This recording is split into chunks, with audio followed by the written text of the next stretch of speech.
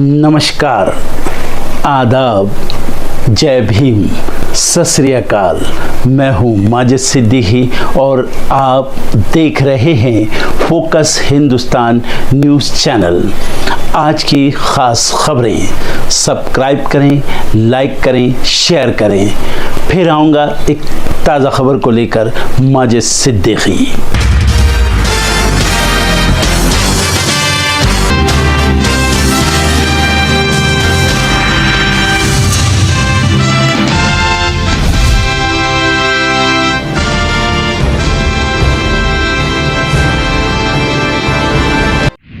जम्मू कश्मीर में उमर अब्दुल्ला के लिए अपना एजेंडा लागू करना आसान नहीं, सरकार की असली चाबी एलजी के पास।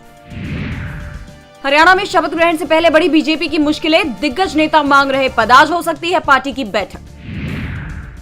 यूपी उपचुनाव को लेकर बढ़ी सरगर्मियां, उपचुनाव को लेकर आज दिल्ली में बीजेपी की बैठक।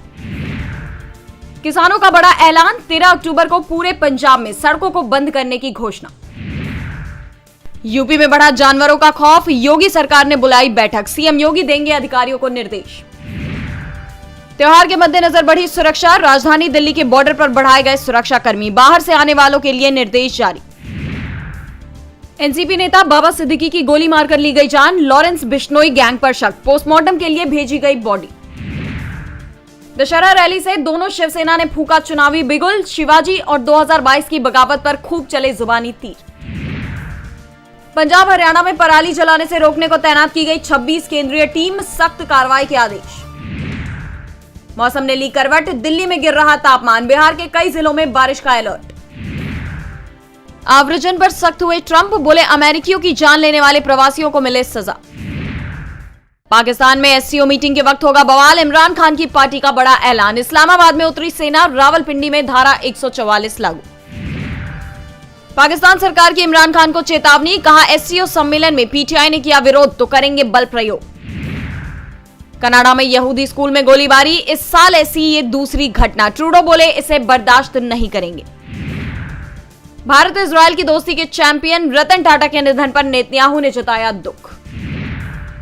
अमेरिका की बड़ी कार्रवाई, ईरान के साथ कारोबार करने वाली भारतीय कंपनी पर लगाया प्रतिबंध। Ponneri cover up Pettai railway station पर मरम्मत कार्य जारी, मैसूर दरभंगा एक्सप्रेस हुई थी हादसे की शिकार। कोलकाता में प्रदर्शन पर बैठे एक और डॉक्टर की हालत गंभीर, कुल 3 डॉक्टर अस्पताल में भर्ती। प्रदर्शनकारी बोले इसकी जिम्मेदार राज्य सरकार। नेपाल से भारत आ रहे हैं नकली नोट, एक के बदले मिलते हैं 10, पुलिस तलाश रही है नेटवर्क की कड़ियां। हिंदुस्तान एरोनॉटिक्स को मिला देश के महारत्न का दर्जा, फैसला लेने में कंपनी को मिलेगी और अधिक आजादी।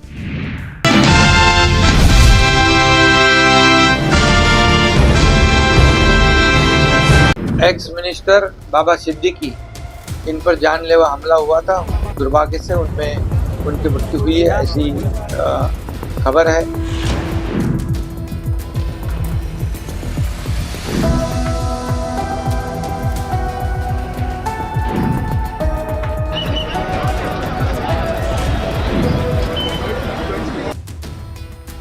महाराष्ट्र में राष्ट्रवादी कांग्रेस पार्टी के नेता बाबा सिद्दीकी की हत्या के मामले में मुंबई पुलिस ने एक बड़ा खुलासा किया है। पूछताछ में गिरफ्तार आरोपियों ने खुद को कुख्यात बिश्नोई गैंग का सदस्य बताया। पुलिस का कहना है कि इस हमले की योजना पिछले 25 से 30 दिनों से बनाई जा रही थी। आरोपी लगातार उस इलाके की रेकी भी कर रहे थे जहां बाबा सिद्दीकी आते जाते थे। मुंबई पुलिस सूत्रों के मुताबिक क्राइम ब्रांच का दावा है कि बाबा सिद्दीकी की हत्या के मामले में पकड़े गए 2 आरोपियों ने पूछताछ के दौरान बिश्नोई गैंग से जुड़े होने का दावा किया। ये आरोपी पिछले 25 से 30 दिनों से उस इलाके की रेकी कर रहे थे। तीनों आरोपी ऑटो रिक्शा से बांद्रा ईस्ट शूटिंग स्पॉट यानी जहां पर गोली चलाई गई थी वहां पर आए थे।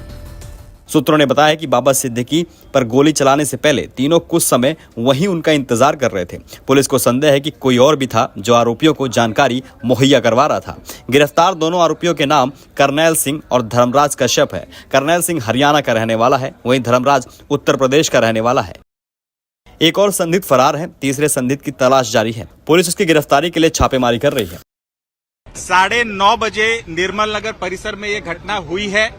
श्री बाबा सिद्दीकी को इस घटना के बाद लीलावती हॉस्पिटल में एडमिट किया गया है। पुलिस ने 2 संदिग्ध लोगों को गिरफ्तार किया है, ताबे में लिया है और इस घटना की आगे की जांच क्राइम ब्रांच मुंबई कर रही है। रिपोर्ट्स में दावा किया गया कि हमलावरों ने बाबा सिद्दीकी की हत्या के लिए पटाखों का फायदा उठाया था। दरअसल दशहरा के मौके पर जब बाबा सिद्दीकी अपने बेटे जीशान के ऑफिस के बाहर पटाखे फोड़ रहे थे, तभी उनकी हत्या की गई। बाबा सिद्दीकी सुबह 9:15 से 9:20 के बीच ऑफिस से निकले थे। इसके बाद वो ऑफिस के पास पटाखे फोड़ रहे थे, तभी उन्हें गोली मार दी गई। पटाखे फोड़ते समय अचानक गाड़ी से 3 लोग उतरे। ये 3 लोग अपने चेहरे पर रुमाल बांधे हुए थे ताकि उनकी पहचान न हो सके। इसके बाद उन्होंने बाबा सिद्दीकी पर 3 राउंड फायरिंग की। पुलिस का कहना है कि फायरिंग में 9.9 mm पिस्टल का इस्तेमाल हुआ था। सीने में गोली लगने के बाद बाबा सिद्दीकी वहीं पर गिर पड़े। इसके बाद लोगों ने उन्हें तुरंत लीलावती अस्पताल में भर्ती कराया, जहां उन्होंने दम तोड़ दिया। वहीं इन सब पर महाराष्ट्र के मुख्यमंत्री एकनाथ शिंदे ने एनसीपी नेता पर हमले के लिए जिम्मेदार लोगों के खिलाफ सख्त कार्रवाई का वादा किया है। एक्स मिनिस्टर बाबा सिद्दीकी, इन पर जानलेवा हमला हुआ था। दुर्भाग्य से उनमें उनकी मृत्यु हुई है, ऐसी खबर है। और ये बहुत ही दुर्भाग्यपूर्ण घटना है, दुखद घटना है। और इसमें 2 आरोपी अरेस्ट है, ऐसा पुलिस कमिश्नर पंसालकर जी ने मुझे कहा है। और एक आरोपी फरार है। ये दोनों एक हरियाणा और उत्तर प्रदेश का है। तीसरा आरोपी की जो फरार है उसको पकड़ने के लिए पूरी पुलिस की टीम क्राइम ब्रांच काम कर रही है और उसको जल्दी पकड़ा जाएगा। और ये तीनों के ऊपर कड़ी कार्रवाई हो जाएगी।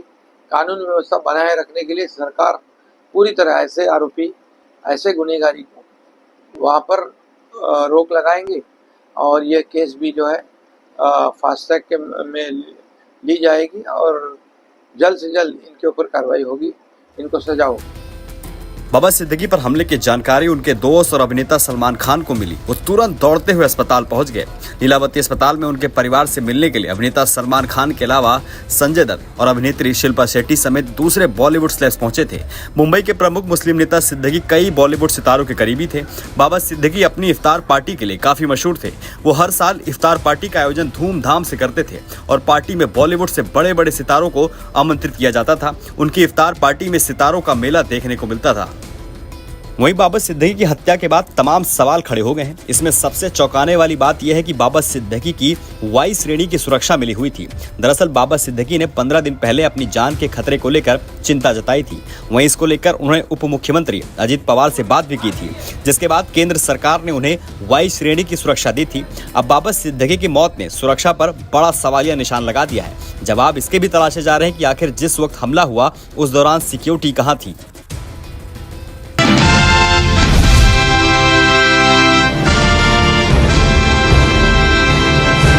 देखिए, वाकई में ये बहुत ही दुर्भाग्यपूर्ण घटना है और देश की आर्थिक राजधानी, जहां देश के बड़े सब उद्योगपति और देश के बड़ी राजनीतिक हस्तियों के साथ साथ फिल्मी हस्तियां भी वहां मौजूद रहती हैं, तो ऐसी घटना तो वाकई बड़ी घटना है। पर मुझे ये पूरी उम्मीद है कि इस घटना को देखते हुए इसमें जो भी लिप्त हैं, सरकार इतनी संवेदनशील है, जांच करके 2-3 दिन में बाहर निकालेंगे जो भी गुनाहगार थे और कड़ी सजा दी जाएगी और ऐसी घटना दोबारा से ना घटे, इस पे होमवर्क करके पक्की बात है कि कोई ना कोई ऐसी तरीका निकाला जाएगा जो इस तरह की घटनाओं पे अंकुश लगाया जा सके। महाराष्ट्र के कह रहे हैं कि ऐसे दुख की घड़ी में मैं सिद्दीकी जी के साथ हूं, भले ही वो हमारे पार्टी से ना हो, लेकिन जो गुनाहगार है उसको सजा मिलनी चाहिए और सरकार को इसकी अकाउंटेबिलिटी लेनी चाहिए। देखिए, ये तो हम सबकी जिम्मेदारी बैठती है पक्ष की और विपक्ष की। अगर कोई ऐसी बड़ी घटना हो तो उस पे सब एक हों और उसके लिए भारतीय संविधान के अनुसार जो सबसे सख्त कार्रवाई हो सकती है वो कार्रवाई करनी चाहिए और सरकार करेगी भी। और भविष्य में ऐसी घटना ना हो, सरकार इस पे पूरी तरह ध्यान दे रही है। हत्या हुई है बाबा सिद्दीकी जी की, वो बहुत दुर्भाग्यपूर्ण है और महाराष्ट्र में कानून व्यवस्था की धज्जियां किस तरह से उड़ाई गई है इसका ये बहुत बड़ा उदाहरण है। अभी केवल इतना ही बचा है कि महाराष्ट्र के गृह मंत्री पे फायरिंग हुई, यही सुनना बचा है, क्योंकि छोटे बच्चियों से लेकर एक राजनीतिक नेता तक महाराष्ट्र में आज कोई भी सुरक्षित नहीं है। बार बार इस बात की तरफ अंदेशा किया गया, धड़ल्ले से ड्रग्स आ रहे हैं, पोक्सो की केसेस बढ़ रही है, बलात्कार की केसेस बढ़ रही है, मर्डर की केसेस बढ़ रही है, और ये गृह मंत्री के खुद के गृह जिले नागपुर में भी हो रहा है। इस सरकार को कोई भी नैतिक अधिकार नहीं है कि वो सत्ता में रहे। कोई भी इस सरकार के रहते सुरक्षित नहीं है। देखिए, बाबा सिद्दीकी के साथ जो दुर्घटना हुई उसकी जितनी निंदा की जाए उतना कम है, और हम सबको इस बात का दुख है। और कहीं ना कहीं जो भी लोग सार्वजनिक जीवन में है उनके सुरक्षा के प्रति इस प्रकार की घटनाएं सवाल जरूर खड़ा करती हैं।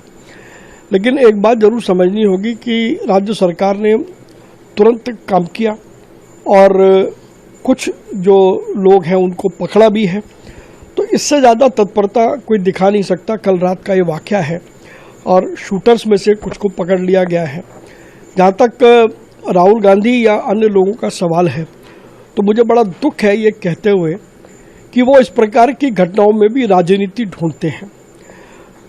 राहुल गांधी कोई भी सवाल करें कानून व्यवस्था का, तो उन्हें एक बार उनके जो कांग्रेस शासित राज्य है उनमें कानून व्यवस्था की स्थिति कैसी है, कभी उन्हें उस पर भी टिप्पणी करनी चाहिए। लेकिन कुल मिलाकर के ऐसी दुखद घटना में राजनीति ढूंढना दुर्भाग्यपूर्ण है, और कम से कम जो नेता विपक्ष है उनसे इस प्रकार के व्यवहार की उम्मीद नहीं की जाती। पहले तो बाबा सिद्दीकी जी जो थे वो काफी वेल रिस्पेक्टेड लीडर थे, अक्रॉस पॉलिटिकल पार्टी लाइंस उनके सबसे ही अच्छे संबंध थे। कोविड के समय पे उन्हें और जीशान ने इतना अच्छा काम किया था, तो दुख हुआ जब सुनकर और आश्चर्यचकित हो गई कि इतने अच्छे इंसान के साथ ये होना बहुत ही दुर्भाग्यपूर्ण है। पर इसी के साथ साथ दिखाता है कैसे हमारी जो कानून व्यवस्था है, लॉ एंड ऑर्डर सिचुएशन है महाराष्ट्र में पूरी तरीके से चरमरा गई है। अगर हम लिस्ट ऑफ इवेंट्स देखें, उन्होंने 15 दिन पहले कहा था कि उनको ये धमकियां आ रही हैं, वाई कैटेगरी सिक्योरिटी दी गई थी। फिर उसके बावजूद भी इतना बड़ा इंटेलिजेंस फेलियर होना, बांद्रा जैसे शहर एरिया में उनका दिन दहाड़ी मौत हो जाना, मैं मानती हूं कि ये उनकी लॉ एंड ऑर्डर व्यवस्था पे एक बड़ा ही प्रश्न चिन्ह उठाता है। आप महिलाओं पे अत्याचार देख लीजिए, आप बढ़ती हुई कानून व्यवस्था को देख लीजिए। आप कहते हैं कि हमने अक्षय शिंदे को ठोक दिया तो अब लॉ एंड ऑर्डर व्यवस्था ठीक हो गई। क्या हुआ? आप ही के अलायंस पार्टनर के एक इंपॉर्टेंट लीडर थे और बीचों बीच उनकी मौत हो जाना बहुत ही दुर्भाग्यपूर्ण है। और मैं याद दिलाना चाहूंगी, सलमान खान के घर के बाहर भी इस तरीके की फायरिंग हुई थी, और अब कोई कह रहा है लॉरेंस बिश्नोई गैंग, ये गैंग, वो गैंग की बातचीत चल रही है। तो क्या हो गया हमारे स्टेट इंटेलिजेंस को? क्या हो गया हमारी मुंबई पुलिस को, जो दुनिया भर में मानी जाती है, मुंबई का लॉ एंड ऑर्डर जो दुनिया भर एक्नॉलेज करता है? आपने महाराष्ट्र को यहाँ पे लाकर छोड़ दिया है, जहां पर ना कानून व्यवस्था है, जहां ना न्याय व्यवस्था है, सिर्फ और सिर्फ लूट हो रही है। मैं सबसे पहले तो बाबा सिद्दीकी जी को, जिनको हम सब लोग पर्सनली जानते थे, उनका लंबा संबंध रहा कांग्रेस से, उनको अपनी श्रद्धांजलि देती हूँ। उनके परिवार को, मित्रों को, शुभचिंतकों को अपनी संवेदनाएं व्यक्त करती हूँ। मैं अभी भी ईश्वर से प्रार्थना कर रही हूँ कि उनका परिवार इस दुख से उबरने का संबल पा सके, जीशान जिनको हम सब जानते हैं। लेकिन इससे एक बहुत बड़ा चिंता व्यक्त भी करना चाहती हूं।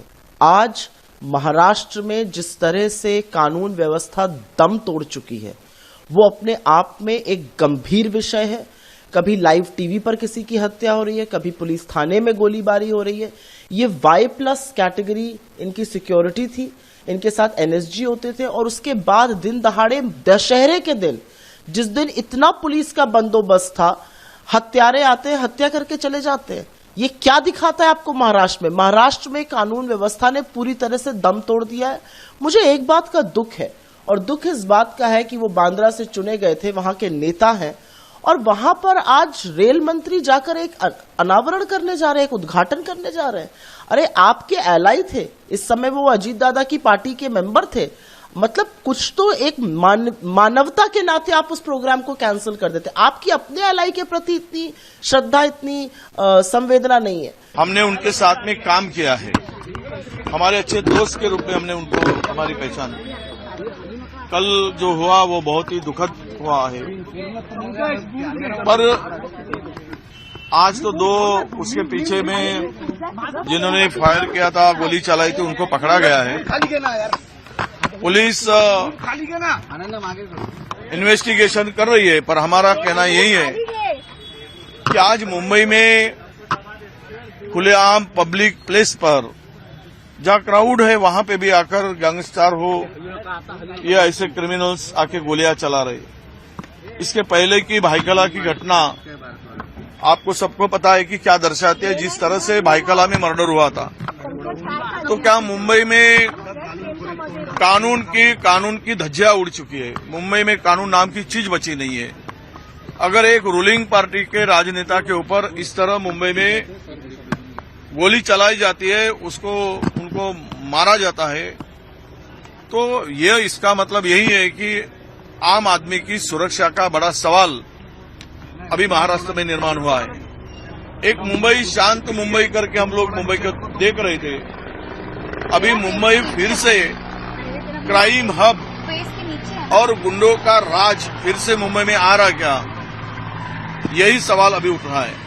क्या मुंबई और महाराष्ट्र अब यूपी और बिहार की तरफ जा रहा है या उसी रास्ते पर चल रहा है, लेके जाने का काम हो रहा है? ये डर हमें सताने लगा है।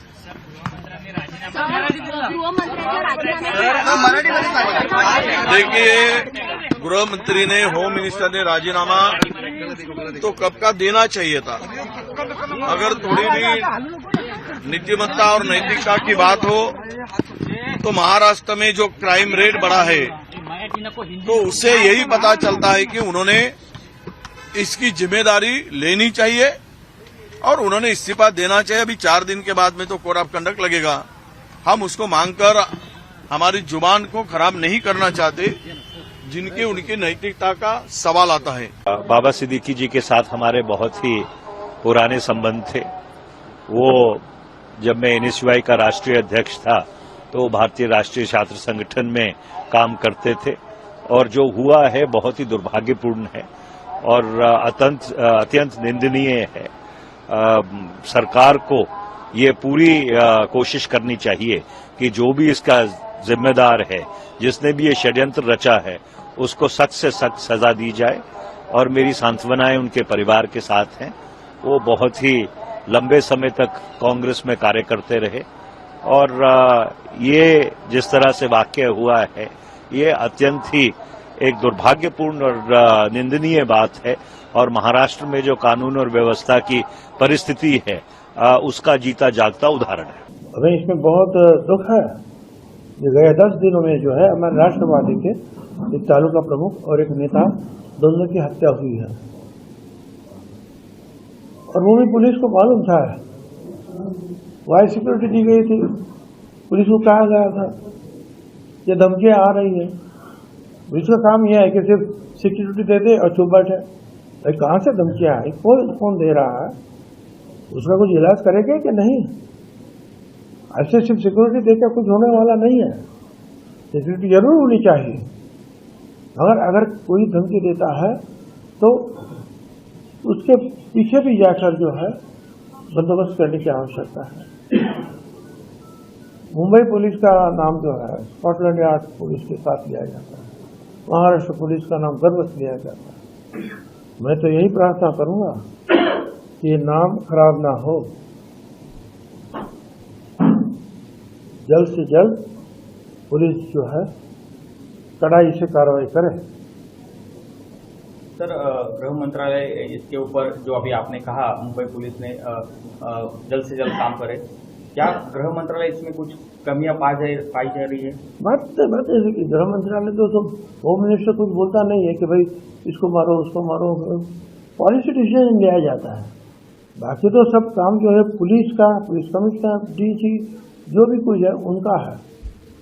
उतना है कि उनके पीछे जो है हिम्मत के साथ उनको गवर्नमेंट को खड़ा होना चाहिए और कहना चाहिए बस इसको खत्म करो, ये दादागिरी, गुंडागिरी, खंडनखोर जो भी है ये खत्म होनी चाहिए।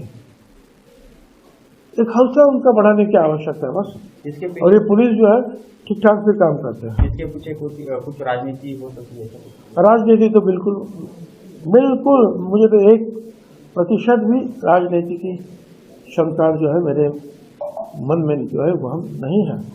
तो जो कांग्रेस में थे तो कांग्रेस में से इधर आए, और कांग्रेस ये कोई इतिहास नहीं है कि कोई कांग्रेस छोड़ के जाता है तो उसकी हत्या से, ऐसा कोई इतिहास कांग्रेस का तो नहीं है। गलत बात सलत बात करने में कोई मजा नहीं है। या तो इसमें जो है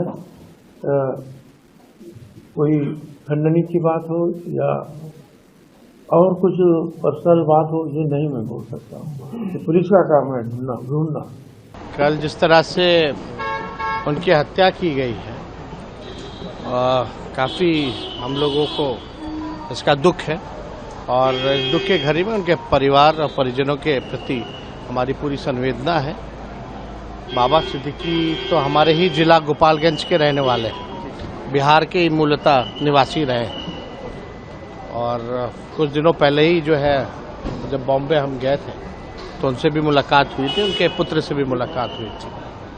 तो अब ये जानकर के बड़ा दुखद है, लेकिन आश्चर्य करने वाली बात है जो बॉम्बे इतना बड़ा शहर, खास तौर पे जो बांद्रा जो लोकेशन है, जो कॉलोनी है, अगर वहाँ ऐसी घटना हो जाती है तो आप समझ सकते हैं कि कोई भी सुरक्षित नहीं है।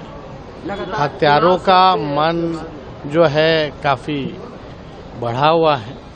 इसमें राज्य सरकारों को थोड़ा लॉ एंड ऑर्डर की स्थिति को देखना चाहिए। घटना कठोर निंदनीय है। इन्वेस्टिगेशन जारी है। मुख्यमंत्री, उप मुख्यमंत्री, पूरा प्रशासन इस पर कड़ी नजर बनाए हैं। गंभीरता से कार्रवाई हो रही है और 2 संदिग्ध को रात को ही गिरफ्तार कर लिया गया था। दोषी बख्शे नहीं जाएंगे, कठोर कार्रवाई होगी। पर मैं निवेदन करूंगा इस पर राजनीतिक रोटियां सेकना बंद करें। इंस्टीट्यूशंस को बदनाम करना और भ्रम पैदा करना और केवल राजनीतिक लाभ के लिए करना, ये दुर्भाग्यपूर्ण है।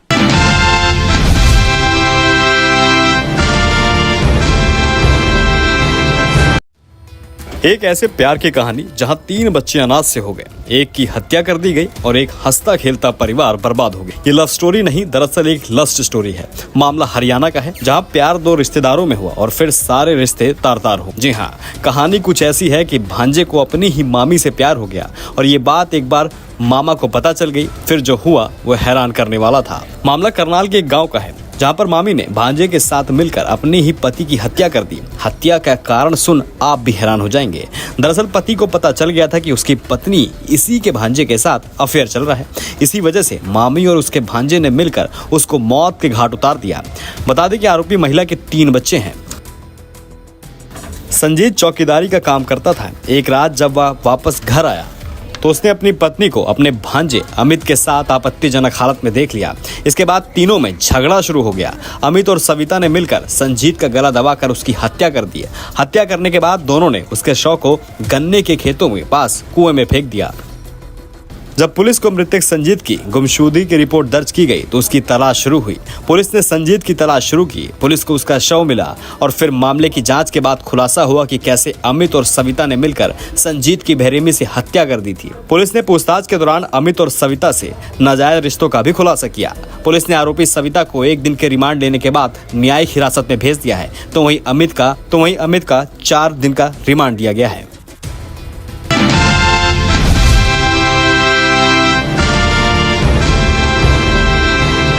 विजयदशमी के मौके पर रामलीला के बीच कैदियों ने बड़ी लीला रच दी है। उन्होंने जेल प्रशासन को चकमा दे दिया और जेल से फरार हो गए हैं। जी हाँ, भारत में नवरात्रि के दौरान रामलीला की प्रथा बेहद पुरानी है और हर जगह इसका आयोजन किया जाता है।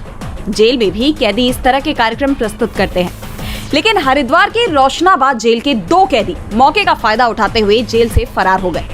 दोनों ही कैदी वानर का किरदार निभा रहे थे और जब वानर सेना सीता माता की खोज के लिए निकली तो इस बीच दोनों कैदी निर्माणाधीन हाई सिक्योरिटी बैरक के पास पहुंचे और वहां रखी सीढ़ी के सहारे 22 फीट ऊंची दीवार फांदकर भाग गए। जब कैदियों की गिनती हुई तब जेल के अफसरों को इस घटना का पता चला, जिसके बाद रात भर खोजबीन हुई, लेकिन दोनों कैदियों का कोई पता नहीं चला। एक कैदी उम्र कैद की सजा काट रहा था, जबकि दूसरा अपहरण के मामले में विचाराधीन कैदी है। ऐसे में जेल प्रशासन गंभीर सवालों से घिर गया है। प्रशासन की लापरवाही उस पर भारी पड़ती नजर आ रही है।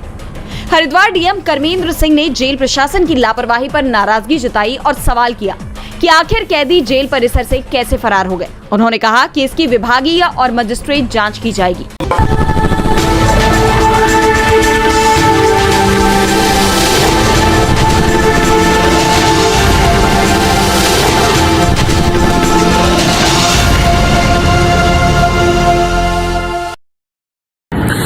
दोस्तों आज मैं आपको बताने वाला हूं कि अगर आपकी बॉडी में मैग्नीशियम की डेफिशिएंसी हो जाए तो आपको क्या क्या प्रॉब्लम हो सकती है। सबसे पहले इंसोमेनिया, नींद ना आना, स्लीपिंग डिसऑर्डर, इंसान सारी रात करवटें बदलता है, नींद नहीं आती, स्ट्रेस लेवल, एंजाइटी बढ़ जाती है इससे, क्योंकि कोर्टिसोल हार्मोन को रोकने में मदद करता है। और अगर आपकी बॉडी में मैग्नीशियम नहीं है तो कोर्टिसोल बढ़ जाता है, जिसकी वजह से स्ट्रेस और एंजाइटी हो जाती है। मूड स्विंग्स, इंसान को पता नहीं चलता उसके मूड स्विंग्स होते हैं, थोड़ी थोड़ी देर में गुस्सा आना, थोड़ी थोड़ी देर में चिड़चिड़ापन होना, क्योंकि ये सेरोटोनिन हार्मोन को बढ़ने में मदद करता है। अगर आपकी बॉडी में less magnesium is equal to less serotonin, और सेरोटोनिन हैप्पीनेस का हार्मोन है। अलावा इसके ये फटीग को भी कम करता था। अगर आपकी बॉडी में मिनरल डेफिशिएट है, अगर आपकी बॉडी में मैग्नीशियम नहीं है तो आपको थकावट बहुत जल्दी फील होगी, जरा सा काम करती है आपकी बॉडी थक जाएगी। पुअर डाइजेस्टिव सिस्टम, ये डाइजेस्टिव सिस्टम को भी मैनेज करने में बड़ा शानदार रोल प्ले करता है, और अगर इसकी डेफिशिएंसी है तो कॉन्स्टिपेशन, डायरिया जैसी प्रॉब्लम हो जाती है। माइग्रेन, बहुत खतरनाक प्रॉब्लम है माइग्रेन। अगर डेफिशिएट है आपकी बॉडी मैग्नीशियम से तो आपको माइग्रेन की प्रॉब्लम भी हो सकती है। ब्लड प्रेशर, अगर आपकी बॉडी में मैग्नीशियम कम है तो आपको ब्लड प्रेशर की प्रॉब्लम हो सकती है। इरेगुलर हार्टबीट, ये हार्टबीट का बढ़ जाना, कम हो जाना, बढ़ जाना, कम हो जाना, मैग्नीशियम डेफिशिएट होने की निशानी है। ऑस्टियोपोरोसिस, बोन हेल्थ वीक हो जाती है, क्योंकि आपकी बॉडी का 60% जो मैग्नीशियम है वो आपकी बोन्स के अंदर होता है। अगर आप बाहर से मैग्नीशियम नहीं ले रहे हैं तो आपकी बॉडी जो है वो हड्डियों में से लेना शुरू कर देती है, जिसकी वजह से ऑस्टियोपोरोसिस की प्रॉब्लम भी हो सकती है, आपकी हड्डियां कमजोर हो जाती हैं। और मसल क्रैम्पिंग, मसल क्रैम्प, नस पे नस का चढ़ जाना, मसल्स पे अकड़ जाना, बिल्कुल चलना मुश्किल हो जाता है। तो मसल क्रैम्पिंग भी तभी होती है जब आपकी बॉडी में मैग्नीशियम की डेफिशिएंसी हो। और दोस्त, हमारे यहाँ 90% से ज्यादा लोग मैग्नीशियम डेफिशिएंसी के शिकार हैं। कहां से मिलेगा मैग्नीशियम, कितनी मात्रा में लें, किस क्वालिटी का लें? तो उसका जवाब है वेस्टीज प्राइम CMD। इसके अंदर आपको भरपूर मात्रा में मैग्नीशियम मिलेगा, आपकी सारी प्रॉब्लम सॉल्व हो जाएगी। Thank you so much. दर्शकों, देख लिया आपने हमारे वीडियो को। हमें खुशी होगी कि आपने हमारे न्यूज़ को लाइक किया और दूसरों को शेयर किया। अगर अभी तक हमारे चैनल फोकस हिंदुस्तान को सब्सक्राइब नहीं किया है तो तुरंत सब्सक्राइब करें, कमेंट करें और बेल आइकॉन को प्रेस करें। हम हाजिर हैं खबर के लिए।